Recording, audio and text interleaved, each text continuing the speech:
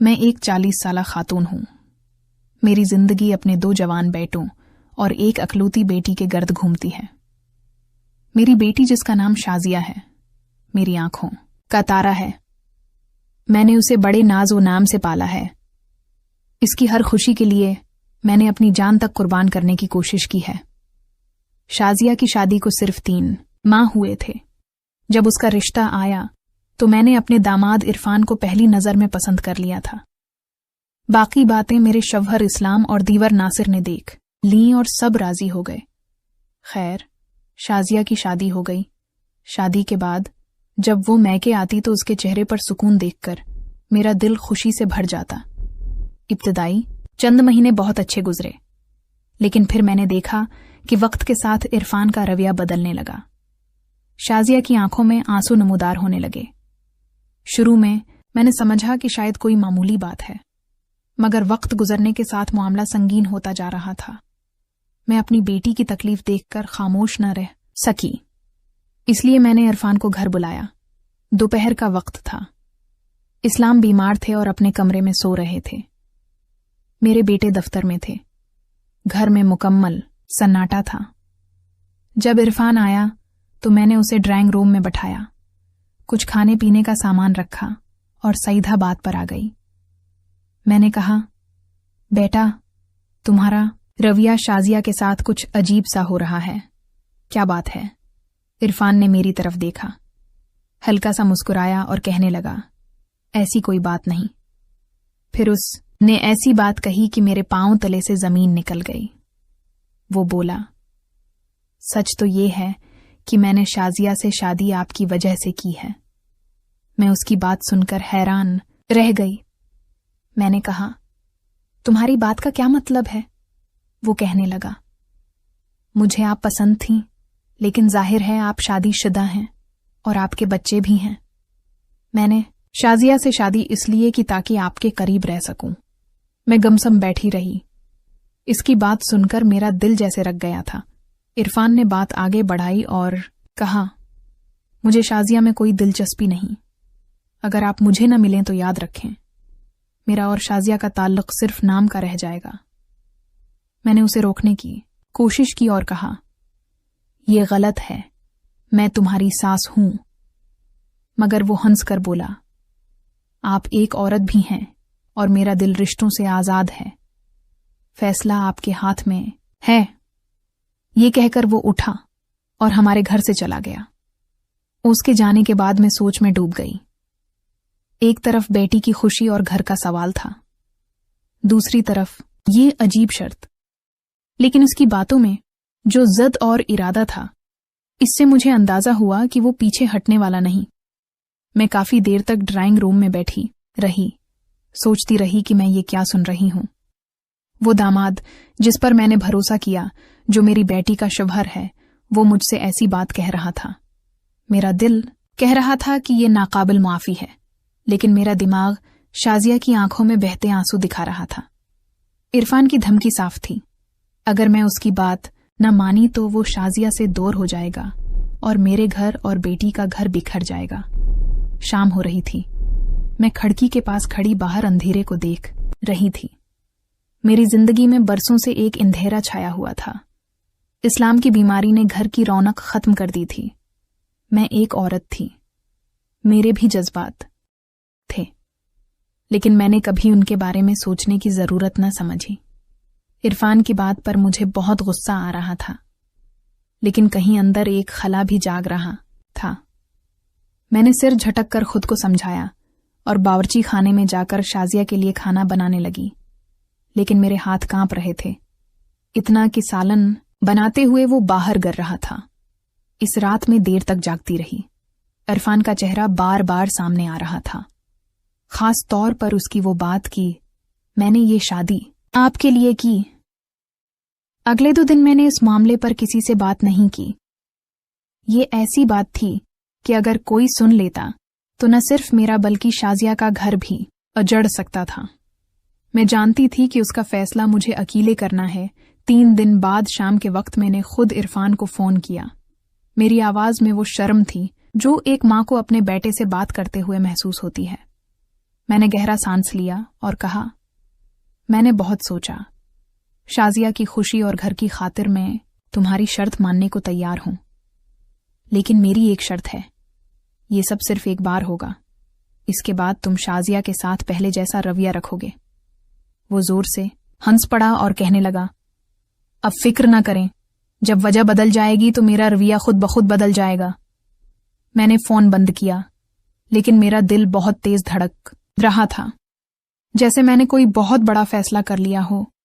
اگلی صبح میں دیر تک بستر پر لیٹی رہی، ذہن میں بار بار یہی سوال آ رہا تھا کہ کیا میں صحیح کر رہی ہوں؟ لیکن جب شازیہ کا معصوم چہرہ اور اس کی نم آنکھیں یاد آتیں تو میں دل سخت کر لیتی۔ دوپہر کو عرفان کا فون آیا۔ اس نے کہا، کل شازیہ اپنی سہیلیوں کے ساتھ پکنک پر جا رہی ہے، صبح 11 بجے نکلے گی اور شام کو واپس آئے گی۔ میں گھر پر اکیلا ہوں، آپ آ سکتی ہیں؟ اس کی بات سن کر میرے ہاتھ کانپنے لگے۔ یہ وہ لمحہ تھا جس کی طرف میں کئی دنوں سے بڑھ رہی تھی۔ میں نے کہا، ٹھیک ہے، میں کل تمہارے گھر آ جاؤں گی۔ جیسے ہی شازیہ نکلے، مجھے فون کر دینا۔ اگلا دن جیسے بہت آہستہ گزر رہا تھا۔ صبح سے ہی میں عجیب کیفیت میں تھی، نہ کسی سے زیادہ باتیں کی، نہ گھر کے معمول کے کام کیے۔ جب شازیہ تیار ہو کر پڑوسیوں کے ساتھ نکل گئی تو میں عرفان کے فون کا انتظار کرنے لگی۔ تھوڑی دیر بعد اس کا فون آیا۔ وہ بولا، میں انتظار کر رہا ہوں، آپ جلدی آ جائیں۔ میں نہا کر ہلکا سا میک اپ کیا، بال سنوارے اور آئینے میں خود کو دیکھا۔ دل میں ایک سوال اب بھی موجود تھا کہ کیا یہ سب واقعی مجبوری ہے یا میں دل سے کر رہی ہوں؟ گھر سے نکلتے وقت ڈر لگ رہا تھا کہ کہیں کوئی دیکھ نہ لے۔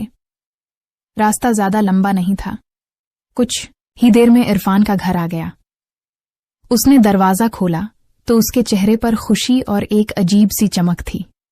وہ کہنے لگا، اندر آ جائیں، میں کب سے انتظار کر رہا تھا۔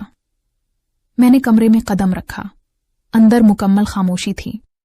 عرفان نے ڈرائنگ روم کے بجائے سیدھا بیڈ روم کا دروازہ کھولا اور کہا، یہاں بیٹھیں، میں آپ کے لیے کچھ لاتا ہوں۔ میرا دل بہت تیز دھڑک رہا تھا۔ اس نے شربت لایا جو میں نے آدھے منٹ میں ختم کر دیا۔ اس وقت مجھے بار بار اپنی وہ بات یاد آ رہی تھی کہ یہ سب صرف ایک بار ہوگا اور میں یہ شازیہ کی خوشی کے لیے کر رہی ہوں۔ لیکن عرفان کی آنکھوں میں جو اطمینان اور فتح کا احساس تھا وہ صاف نظر آ رہا تھا۔ میں نے اس کی طرف دیکھ کر کہا، یاد رکھنا، یہ سب بس ایک بار ہوگا۔ وہ مسکرا کر بولا، مجھے سب یاد ہے۔ اسی لمحے مجھے احساس ہوا کہ اب پیچھے ہٹنا ممکن نہیں۔ یہ فیصلہ جو میں نے شازیہ کے لیے کیا تھا اب حقیقت میں بدلنے جا رہا تھا۔ بیڈ روم میں ہلکی روشنی تھی، کھڑکی پر پردے تھے اور ہوا میں ایک خوشبو تھی۔ شاید عرفان نے خصوصاً یہ ماحول بنایا تھا۔ وہ میرے سامنے بیٹھ گیا۔ اس کی آنکھوں میں ایک عجیب سا اطمینان تھا۔ جب اس نے میرا ہاتھ پکڑا، میں نے فوراً کہا، میں پھر کہہ رہی ہوں، یہ بس ایک بار ہوگا، اس کے بعد تم شازیہ کے ساتھ پہلے جیسے ہو جاؤ گے۔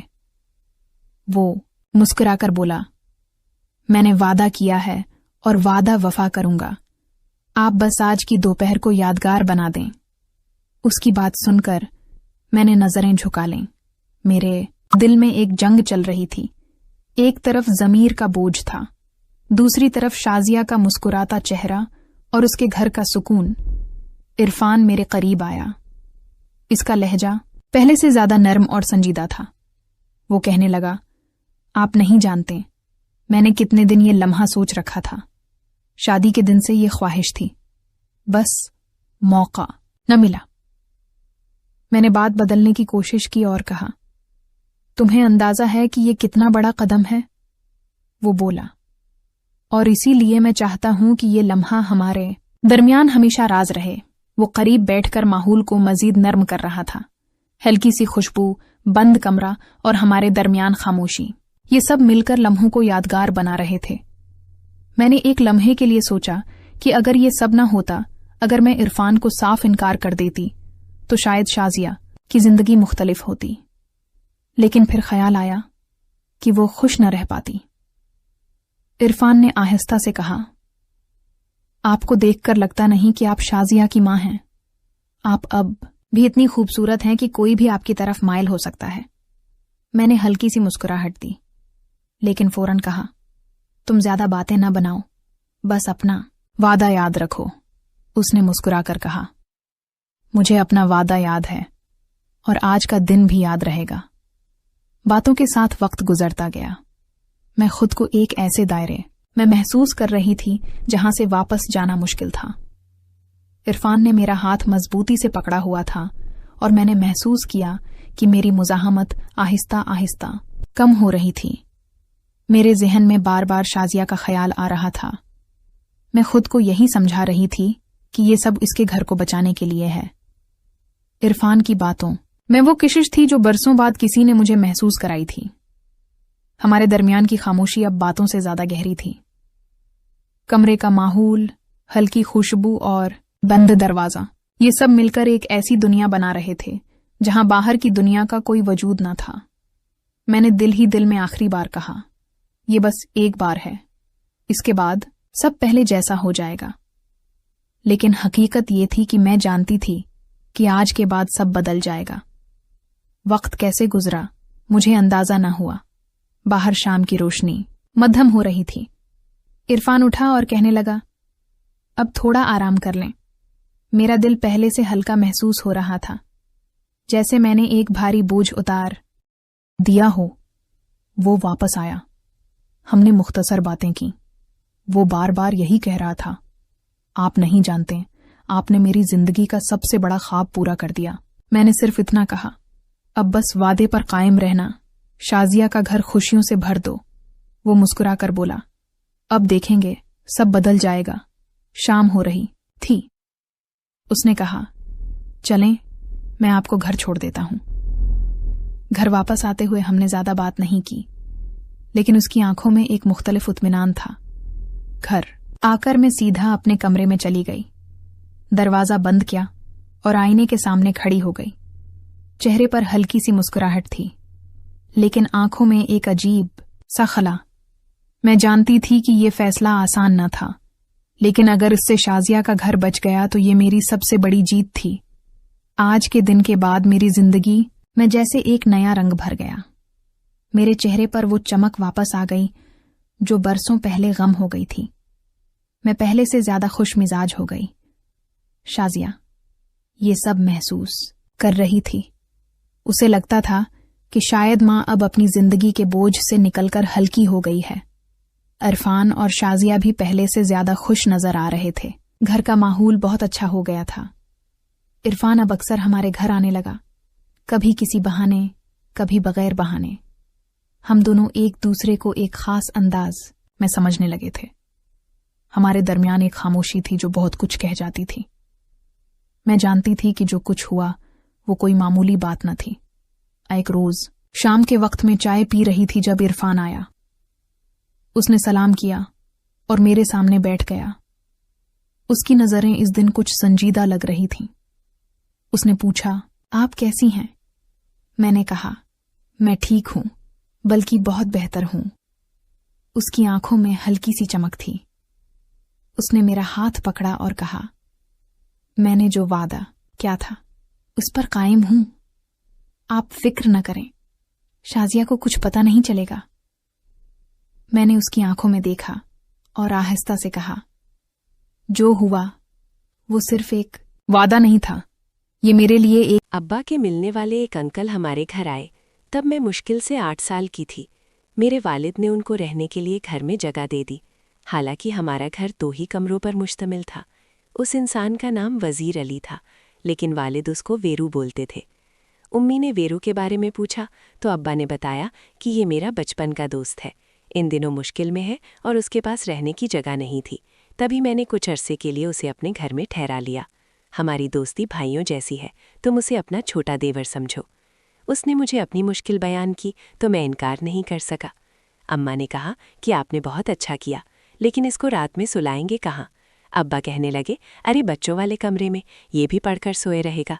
अभी तो सर्दियां हैं, वरना रात को छत पर सोने का इंतज़ाम कर देता। अम्मा अब्बा की बात सुनकर खामोश हो गईं। वो अब्बा से ज़्यादा बहस और तकरार नहीं करती थीं। वो दिन को एक कारपेंटर के पास काम पर चला जाता और रात को लौटकर वापस आता। वो कभी भी खाली हाथ वापस नहीं आता था। हमेशा हम बच्चों के लिए फल फूल, कभी सुबह के नाश्ते का सामान, अंडे, डबल रोटी वगैरह ले आता। वो सिर्फ नाश्ता हमारे घर से करता था, दोपहर का खाना अपने कारपेंटर दीन मोहम्मद के पास, और रात का खाना कभी बाहर खा लेता और कभी वो आ जाता तो वालिद इसरार करके उसे रात के खाने पर साथ बिठा लेते।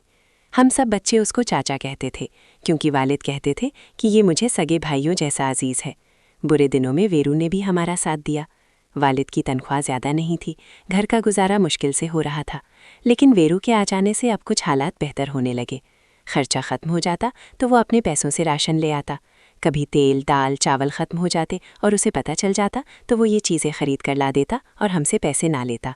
वो कहता कि मैं भी इस घर में रहता हूँ, इतना तो मेरा भी हक बनता है कि इस घर की खुशहाली में अपना हिस्सा डालूं। वीरू उम्मी से कहता, अगर आप मुझे इन बच्चों का सगा चाचा समझ लें तो मेरे लिए इससे बढ़कर और खुशी की बात क्या होगी कि मैं आप लोगों के काम आ सकूं। इन बातों से मेरी माँ मुतासिर हो गई कि वीरू वाकई एक नेक दिल और एक अच्छा इंसान है। अगर हमने उसको रहने को जगह दी तो ये भी हमारे एहसान का बदला चुकाने की पूरी कोशिश करता है। असल में वीरू का किसी बात पर अपने भाई और भाभी से झगड़ा हुआ। तब वो सामान उठाकर अब्बा के पास चला आया और अब वो अपने भाई के घर जाकर रहने पर तैयार नहीं था। वीरू अपनी कमाई से आधी रकम हमारे अखराजात में मिलाने लगा। तभी मिलजुल कर अच्छी ज़िंदगी बसर होने लगी। माली लिहाज से हमारे वालिदैन को सहूलत हो गई। हम कुल 4 बहन भाई थे, सब मुझसे छोटे थे। ये नादानी का वक्त था। मुझे वीरू चाचा बहुत अच्छे लगते थे। वो पानी लाने को कहते या कोई काम कहते तो मैं दौड़ दौड़ कर उनका काम कर देती, क्योंकि बच्चे खाने पीने के शौकीन होते हैं और हम वीरू चाचा से बहुत खुश थे, जो हमारे लिए रोज़ बिस्किट, टॉफ़ियाँ या कुछ ऐसी चीज़ें खरीद लाते जिनको बच्चे पसंद करते हैं। माँ को इस बात पर कोई एतराज़ नहीं था, क्योंकि वो उनको अपने घर का फ़र्द मान चुकी थी। एक कमरे में हमारे वालिदैन सोते थे और दूसरे कमरे में हम सब बच्चे ज़मीन पर सो जाते थे। कमरे में एक चारपाई थी जो पहले मेरी थी, लेकिन अब वीरू चाचा को मिल गई थी। लेकिन अब तो इस आदमी को चाचा कहते हुए मुझे शर्म आती है। अपनी ज़िंदगी पर बीता हुआ ये वाक़या मैं इसलिए बता रही हूँ कि जो वालिदैन गैरों पर भरोसा कर लेते हैं वो मेरी ज़िंदगी से सबक हासिल करें। दुनिया में कोई किसी का नहीं होता। अपने गैर तो बन सकते हैं, लेकिन गैर अपने नहीं बन सकते। बच्चे दिन भर खेलकूद में थक कर रात को गहरी नींद सोते थे। हम भी फर्श पर लाइन से तलियां बिछाकर बराबर बराबर सो जाते थे। मैं स्कूल जाने के अलावा अम्मी के काम भी करती थी, इसलिए बहुत थक जाती थी। फिर रात को ऐसी गहरी नींद आती कि किसी बात का होश ना रहता, और वैसे भी चौथी क्लास की बच्ची को किस बात का होश होता। जब मेरे बहन भाई सो जाते तो रात को ये इंसान मुझे उठाकर अपने साथ चारपाई पर लिटा लेता। मुझे किसी बात का मतलब समझ में नहीं आता था। मैं तो नींद में डूबी होती, कभी सो जाती कभी जाग जाती। फिर वो मुझे पैसे और मीठी गोलियां और बिस्किट दे देता और मुझे कहता कि किसी को भी रात की इस बात का पता ना चले। वो ना भी कहता तब भी मैं किसी को क्या बताती, जबकि मैं खुद भी ये बात अच्छी तरह नहीं जानती थी कि मेरे साथ ये क्या हो रहा था। वक्त गुजरता गया, यहाँ तक कि मैंने होश संभाला तब भी वीरू को वही हरकत करते पाया। मगर अब फ़र्क ये था कि वो साथ में गंदी बातें भी करता था। वो बातें कभी मेरी समझ में आ जाती और कभी मेरे सर के ऊपर से गुजर जाती। मुझे कभी ये ख्याल नहीं आया कि ये सब कुछ मेरे हक़ में बुरा था और मैं खसरे में पड़ती जा रही हूँ। हम बच्चों के कमरे के साथ थोड़ी सी ज़मीन थी। वीरू चाचा ने अब्बा से कहा, अगर आप बुरा ना माने तो इस जगह पर 4 दीवारी बनाकर छत डाल लो। कारपेंटर तो अपना दोस्त है। छत, खिड़कियाँ, दरवाजे बहुत कम पैसों में बन जाएंगे और मजदूरी में खुद कर लूँगा। अब्बा इसकी बात पर बहुत खुश हुए। वैसे भी घर में एक कमरे की ज़रूरत थी। देखते ही देखते चंद दिनों में एक छोटा सा कमरा तैयार हो गया। वीरू चाचा ने हमारे कमरे के दरमियान एक दरवाज़ा बना दिया ताकि नया कमरा दूसरे कमरे से जुड़ा रहे। वालिद ने नए कमरे में नई चारपाई डलवाई। ये कमरा वीरू चाचा के हवाले कर दिया ताकि सुकून से वो इबादत रह सके और बच्चे अपने कमरे में आराम से पढ़ाई कर सकें। हम बहन भाई अगरचे अपने कमरे में सोते थे और वीरू चाचा अपने कमरे में सोता था। रात को जब मेरे वालिदैन और बहन भाई सो जाते तो वीरू चाचा चुपके से हमारे कमरे में आ जाता। अब मुझे समझ आने लगी थी। मैं उसे कहती कि वीरू चाचा रात को हमारे कमरे में ना आया करो, वरना मैं अपने वालिदैन को बता दूंगी। वीरू चाचा मुझे कहता कि तेरा बाप तेरी बात मानेगा, वो तो मेरी बात का यकीन करेगा क्योंकि मैं उसे आधे पैसे देता हूँ। मैं वीरू चाचा की बात सुनकर डर जाती क्योंकि उसने मुझे नासमझी की उम्र से डरा धमका दिया था। میں اسے بہت ڈرتی تھی۔ 8 سال یہ انسان ہمارے ساتھ رہا اور میرے ساتھ ایسے ہی کرتا رہا۔ میرے والدین اس کے لیے فکر مند رہنے لگے کہ کب تک ویرو کنوارا رہے گا، اب اس کی شادی کرا دینی چاہیے تاکہ اس کا گھر بھی آباد ہو سکے۔ ابا کے کہنے پر امی نے اس کے لیے شریک حیات کی تلاش شروع کر دی۔ ایک جان پہچان کے گھر میں رشتہ تلاش کر لیا اور وہاں ویرو کا نکاح ہو گیا۔ شادی کے بعد کچھ دن وہ اپنی بیوی میں مشغول رہا اور پھر وہی پرانی روش دہرائی جانے لگی۔ جب اس کی بیوی مائکے جاتی تو وہ ہمارے کمرے میں آ جاتا۔ میں کسی کو کچھ بھی نہ بتا سکتی تھی، دل ہی دل میں چلتی رہتی۔ والدین نے تربیت ایسی کی تھی کہ کسی بات پر زبان کھولنا اپنے آپ کو مروانے والی بات تھی۔ مجھے اپنے باپ سے بہت ڈر لگتا تھا کہ نہ جانے کیا کر گزریں گے۔ میرے اندر اتنی ہمت نہیں ہوئی کہ میں اپنی ماں کو سب بتا دیتی۔ ویرو سے میرا جھگڑا ہو جاتا تو وہ مجھے دھمکیاں دے کر مجھے چپ رہنے پر مجبور کر دیتا۔ وہ عمر میں مجھ سے کافی بڑا تھا، اس لیے مجھے اس سے ڈر لگتا تھا۔ میں پوری طرح اس کے دباؤ میں تھی۔ ایک دن اس نے ابا سے کہا کہ میرا استاد مجھ سے بہت کام لیتا ہے اور مجھے پیسے کم دیتا ہے، میں الگ سے دکان کرنا چاہتا ہوں تاکہ کچھ رقم اکٹھی کر کے اپنا گھر لے سکوں۔ والد نے اپنے دوستوں سے قرض لیا اور اپنی جمع پونجی اس کو دے کر دکان کھول دی۔ وہ چند مہینے میں دکان کا سارا سامان ختم کر کے وہاں سے چل دیا۔ وہ تو چلا گیا، لیکن اس کی وجہ سے میرا ضمیر مجھے ملامت کرتا رہا اور میں الجھن کا شکار ہوتی رہی۔ میرا خیال کہیں اور ہوتا اور کام کہیں اور ہوتا۔ عجیب بے چینی ہو رہی تھی۔ میری حالت دیکھ کر مجھے میری سہیلیاں کہتی تھیں کہ تم کن خیالات میں گم رہتی ہو۔ میں انہیں کیا بتاتی کہ مجھے اپنی اس کھوئی ہوئی عزت کا غم ہے جس کو ایک ظالم تار تار کر گیا تھا۔ میں امتحان میں بھی اسی وجہ سے پاس نہیں ہو سکی۔ وہ انسان تو جا چکا تھا اور میری سنہری عمر بھی میلا کچیلا بن کر نکل چکی تھی، مگر دل کی خواہشیں کہ ختم نہیں ہوتی۔ اس کے جانے کے بعد جتنے بھی حادثے میری زندگی میں ہوئے، اس انسان کو ہی ان کا ذمہ دار سمجھتی ہوں۔ اس کے چلے جانے کے بعد میں ہر وقت کھوئی کھوئی رہنے لگی، میرا دماغ ماؤ ہو گیا تھا۔ اس کے چلے جانے کے بعد میں نے سکھ کا سانس لیا اور مجھے قدرے سکون ملے۔ میں اپنے کزن یاسر کو بہت پسند کرتی تھی، لیکن اس کے ساتھ مجھے اس بات کا شدید احساس تھا کہ اب میں اس کے قابل نہیں ہوں۔ ایک عرصے تک میں چپکے چپکے اس سے محبت کرتی رہی، اور میری بدقسمتی دیکھیں کہ جب وہ خود میرا بن جانے پر راضی ہوا تو میں نے خود انکار کر دیا۔ یہ انکار کرتے وقت میرے دل پر ایک قیامت گزر گئی تھی، لیکن اس کے سوا میرے پاس اور کوئی راستہ نہیں تھا۔ جب میرے والدین نے میرا رشتہ یاسر کے ساتھ کیا، ایک دن یاسر مجھ سے کہنے لگا، دیکھو میں تمہیں پسند کرتا ہوں اور میں تمہیں ہر قیمت پر حاصل کرنا چاہتا ہوں، مگر ایک بات تمہیں مجھے بتانی ہوگی کہ کیا تمہارا ماضی میں کسی سے کوئی تعلق تو نہیں رہا؟ میں جھوٹ کبھی برداشت نہیں کروں گا۔ یاسر کی یہ بات سنتے ہی میرے سارے خواب پل بھر میں ٹوٹ گئے۔ میں یاسر کو یہ کیسے بتا دیتی کہ میں تو اپنی زندگی کی سب سے قیمتی چیز، اپنی عزت کو لٹا چکی ہوں اور اب میں تمہارے قابل نہیں ہوں۔ میں نے دل پر پتھر رکھ کر یہ کہا کہ یاسر، میرا خیال چھوڑ دو، مجھے تم اچھے لگتے ہو مگر شادی کے نقطہ نظر سے نہیں۔ میں تم سے شادی نہیں کرنا چاہتی کیونکہ مجھے کسی اور سے محبت ہے۔ کاش میں اسے بتا سکتی کہ میری چادر میلی سہی، مگر مجھ معصوم پر بچپن میں ظلم اور بہت زیادتی ہوئی ہے۔ میں نے تمہارے سوا کسی کو نہیں چاہا، لیکن اب میں تمہارے قابل نہیں ہوں۔ میں یاسر کا مزاج سمجھ چکی تھی۔ اپنی مجبوریوں کی داستان، اپنے اوپر ظلم و زیادتی کی اپنی بیتی سنا بھی دیتی تو مجھے یقین تھا کہ مجھے معافی نہ ملتی۔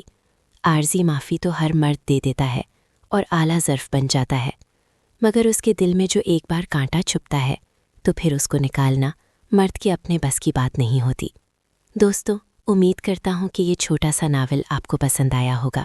دوستوں، اس ویڈیو کو لائک کر دیں اور میرے چینل کو سبسکرائب کر دیں۔ دوستوں، اپنا بہت سارا خیال رکھیے گا۔ ملتے ہیں اگلی ویڈیو کے ساتھ۔